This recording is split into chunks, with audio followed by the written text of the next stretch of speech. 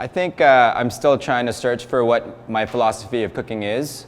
I started off at a Japanese restaurant. I tried to learn some French. Again, those I feel like growing up in a kitchen were the cuisines I idolized.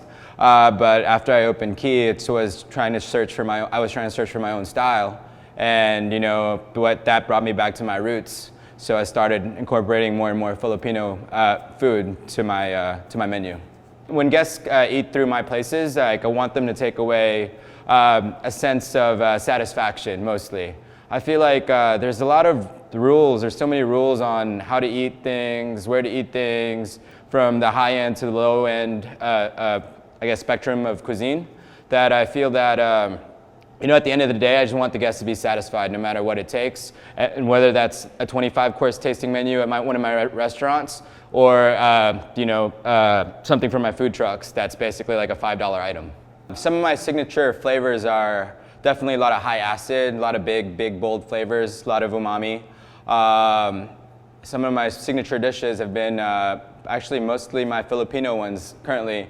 So dinuguan is one of them, which is a Filipino pork blood stew. And kilawin is another, which is or kinilaw, which is a Filipino-style ceviche. The Asian flavors that I guess I'm most excited about, interestingly enough, are definitely mostly Filipino. And the Filipino flavors, interestingly enough, most of the time may not sound Asian to most people, which is funny, because my adobo, at least my grandmother's adobo, has bay leaf, peppercorn, garlic, and vinegar. I think my food is important and can be inspiring to American diners today is because they could see what the wide spectrum is of what Asian cuisine is. And I feel like for such a long time, Asian cuisine is either Chinese, Japanese, or I guess now maybe Thai. But even like with all of Southeast Asia, there's subtleties and there's relationships there that I feel like that people forget. And a perfect example is when I first opened Key and I started doing more Filipino food. Everybody thought it was a fusion of Mexican and Asian, and I'm like, what's a fusion of Mexican and Asian, And I'm Filipino. I would describe the cuisine that I cook as honest, and basically I cook what I like and I cook what I'm into at that moment. And for me, as long as I stay true to the quality of ingredients and I stay true to I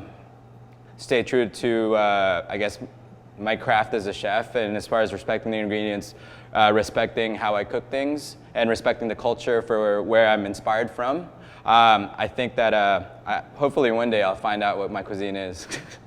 The dishes I'm preparing for Worlds of Flavors are I actually hit it's a wide spectrum of food.